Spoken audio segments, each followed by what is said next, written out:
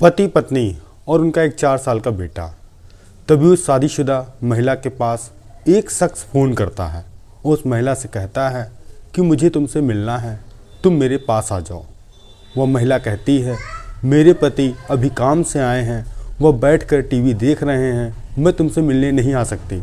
तभी वह शख्स कहता है कि तुम अपने घर के बाहर निकलना, मैं 10 मिनट में आ रहा हूँ और मैं कुछ दवाई दूंगा, तुम अपने पति को चाय में मिलाकर दे देना। और वह शख्स आता है, उस महिला को कुछ दवाई देता है, फिर वह महिला अपने पति को चाय बनाती है, वही गोली डाल देती है।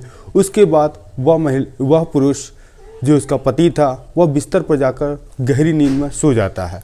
और फिर वह महिला पहुंचती है उस शख्स से मिलने के लिए, मगर फिर सुबह ऐसा कुछ होता है कि वहाँ पर एक कत्ल हो जाता है और जिसके बाद उस महिला को गिरफ्तार किया जाता है। और पुलिस वाले जब उस महिला से पूछताछ करते हैं तो वह एक ऐसी कहानी बताती है जिसको सुनने के बाद हर कोई हैरान और परेशान था।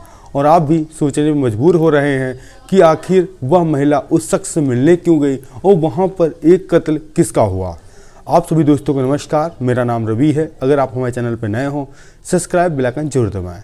यह सच्ची घटना चालू होती है उत्तर प्रदेश का ज़िला है बरेली और उसी के अंतर्गत थाना है भोजीपुरा और उसी के पास एक गांव है जिसका नाम है घुर समसपुरा।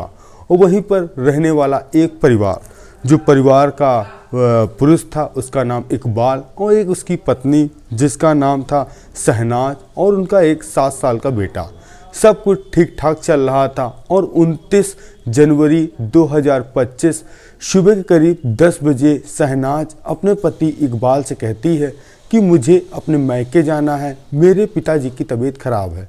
तभी इकबाल कहता है ठीक है, तुम जल्दी से तैयार हो जाओ, मैं जब अपने काम पर जाऊंगा तुमको छोड़कर चला जाऊंगा और तुम फिर दूसरे दिन आ जाना। अब पति पत्नी और उनका 7 साल का बेटा तैयार होता है और फिर इकबाल अपनी पत्नी को लेकर मायके में छोड़ देता है और कहता है कल सुबह 7 से 8 बजे तक तुम घर चली आना। पत्नी कहती ठीक है, आप काम पर जाओ।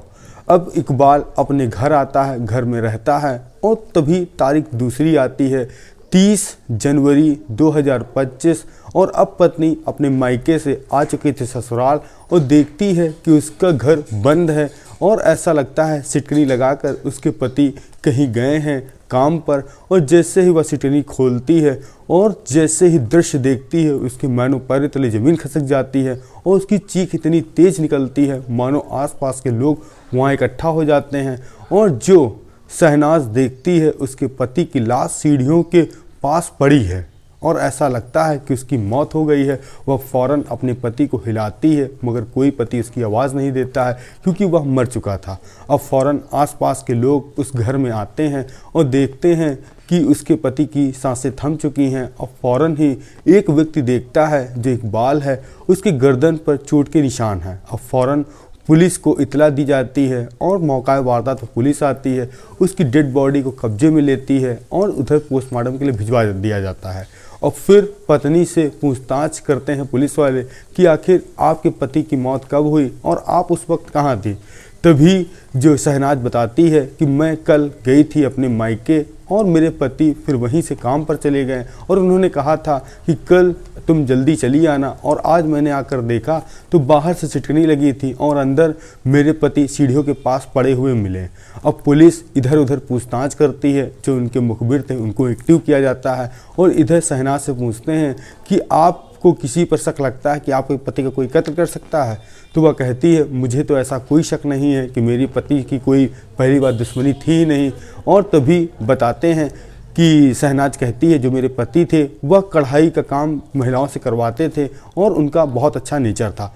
अब पुलिस वाले जो आसपास के लगे सीसीटीवी फुटेज खंगालते हैं तभी एक महिला उसमें बहुत ही संदिग्ध लगती है, जो कि 10 बजे रात में 29 तारीख की वह इकबाल के घर जाते हुए नजर आई और उसके बाद वह आधे घंटे बाद दौड़ते हुए नजर आ रही है। जब पुलिस ने उस महिला के बारे में पता किया तो पता चला उस महिला का नाम रवीना है, जो कि बगल वाली गली में रहती है और उसके पति का नाम इदरीश है।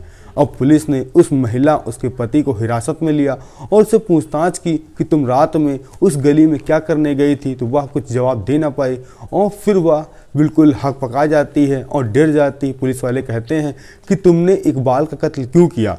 तो वह पहले तो पुलिस वालों को गुमराह करती है, मगर पुलिस वाले जब सख्ती से रुख अपना अपनाते हैं तो वह टूट जाती है और फिर वह स्वीकारती है कि हाँ, मैंने ही इकबाल का कत्ल किया। तो पुलिस वाले कहते हैं तुमने क्यों किया। जो वजह रुबीना ने बताई है वह वाकई में हैरान और परेशान कर देने वाली है। आप लोग भी वजह जानेंगे तो चौंक जाएंगे। तभी रुबीना कहती है आज से लगभग 2 साल पहले जो मेरा बेटा था वह 2 साल का हो गया था और जो मेरे पति थे जिनका नाम था इदरीस, वह छोटा मोटा काम धंधा करते थे जिसके कारण उनको घर में पैसा बहुत कम देते थे। तभी रुबीना ने सोचा क्यों ना मैं भी कोई छोटा मोटा काम धंधा करूं जिससे उनके बेटे की परवरिश अच्छी हो और जब बेटा बड़ा हो रहा है उसको एक अच्छे कॉलेज में या अच्छे स्कूल में दाखिला दिलवा सकूं। तभी उसकी मुलाकात होती है इकबाल शख्स से, जो कि एक कढ़ाई बुनाई का काम करवाता था महिलाओं से साड़ियों पर, और वह उसके एवज में अच्छे पैसे देता था। तभी रुबीना इकबाल से बात करती है, कहती है मुझे भी काम दिया करिए, मैं भी कढ़ाई बुनाई करूंगी और जो पैसा मिलेगा मैं अपने परिवार का अच्छे से ख्याल रखूंगी। अब इकबाल रुबीना को काम देता, वह जब काम कर लेती तो उसके घर जाती देने के लिए, और इधर काम के दौरान ही कि काम के सिलसिले में दोनों ने नंबर एक दूसरे के एक्सचेंज किया। जब कभी समय मिलता था इकबाल भी रुबीना से हालचाल पूछता था, रुबीना भी इकबाल को फ़ोन करती थी। अब धीरे धीरे यह बात पहले 5 से 10 मिनट तक होती थी और फिर देखते देखते आधा 1-2 घंटे तक दोनों एक दूसरे से बात किया करते थे। और तभी एक दिन इकबाल ने रुबीना को फ़ोन किया और कहा कि वह उससे अकेले में मिलना चाहता है और अपने ही घर में जो उसकी पत्नी है वह मायके चली गई। रुबीना ने कहा कि मैं अकेले में तुमसे क्या बात करूंगी। तभी इकबाल ने कहा तुम बहुत मुझे अच्छी लगती हो, मैं तुम्हारे साथ संबंध बनाना चाहता हूँ। अब जैसे ही यह बात रुबीना सुनती है वह बिल्कुल हैरान हो जाती है और कहती है यह सब मैं बिल्कुल भी नहीं कर सकती हूँ क्योंकि मैं शादीशुदा हूँ, अगर मेरे पति को यह चीज़ पता चलेगा तो उन पर क्या बीतेगी। तभी इकबाल कहता है कि हम लोगों की जितनी भी बातचीत हुई है मैंने उसको रिकॉर्डिंग कर लिया है, अगर तुम मेरी बात नहीं मानोगी तो मैं तुम्हारी रिकॉर्डिंग जो हम लोगों के बीच की है वह तुम्हारे पति को सुनाऊंगा और इसके बाद तुम्हारे पति तुमको घर से भगा देंगे और तुम कहीं किसी भी लायक की नहीं रहोगी। अब रुबीना टूट जाती है, उसके पास एक ही ऑप्शन था, क्यों ना इकबाल से मिला जाए और जो वह कह रहा है वही वह करे। तभी वह इकबाल के घर जाती है, दोनों लोग रिलेशन बनाते हैं और फिर वह चली जाती है। उसके बाद फिर इकबाल फ़ोन करता है और फिर रुबीना आती है उसे मिलने के लिए। जब वह फ़ोन करता था तब तक रुबीना जाती थी। तभी 1 महीना पहले ही रुबीना ने इकबाल को मना कर दिया कि वह उसके साथ संबंध नहीं बनाएगी। तभी इकबाल ने दोबारा फिर से कहा कि अगर तुम नहीं मानोगी तो मैं तुम्हारी जो कुछ फ़ोटो भी प्राइवेट मैंने खींची है वह तुम्हारे पति को दिखा दूंगा। अब रुबीना के दिमाग में 2 चीज़ें चलने लगी। पहली चीज़ इसके दिमाग में चल रही है या तो वह खुद को अपने आप को ख़त्म कर ले या तो वह इकबाल को रास्ते से हटा दे। और फिर जहन में उसके एक सवाल ये भी आया कि अगर वह खुद को ख़त्म कर देगी उसके बाद भी अगर इकबाल ने उसके पति को उसकी वीडियो या ऑडियो रिकॉर्डिंग सुनाई तो उसकी समाज में बहुत ज़्यादा बदनामी होगी और वह अपने आप को अच्छा साबित भी नहीं कर पाएगी। तभी उसने एक प्लान बनाया, क्यों ना इकबाल को ही रास्ते से हटा दिया जाए। तभी रुबीना फ़ोन करती इकबाल को, कहती है अब बताओ कब मिलना है और मिलने का जो समय हो तो वह हमको 1-2 दिन पहले बता देना।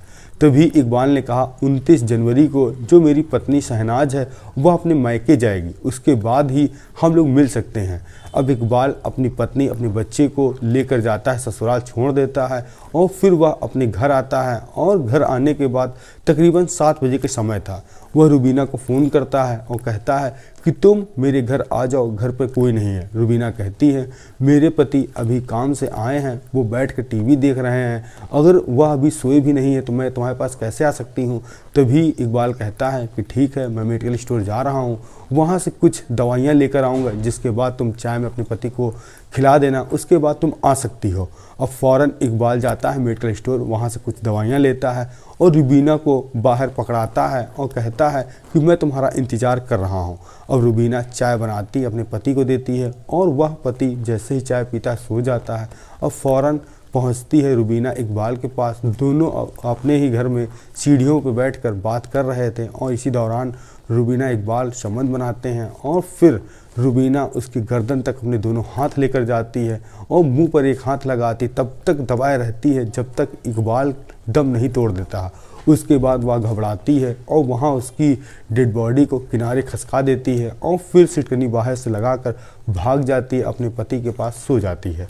और फिर दूसरे दिन पता चलता है जब इकबाल की पत्नी शहनाज आती है कि उसके पति का कत्ल हो चुका है और पोस्टमार्टम में भी साफ साफ जाहिर था कि उस इकबाल की मौत या आखिर दम घुटने से हुई है। ऐसा लगता है किसी ने उसका गला घोटा है और उसकी मौत हो गई है। अब पुलिस ने जो रुबीना थी उसके खिलाफ हत्या का केस दर्ज किया और चार्जशीट अब दाखिल करने के बाद अब उसको जेल भेज दिया गया है। अब कोर्ट तय करेगा सज़ा उसको क्या मिलेगी।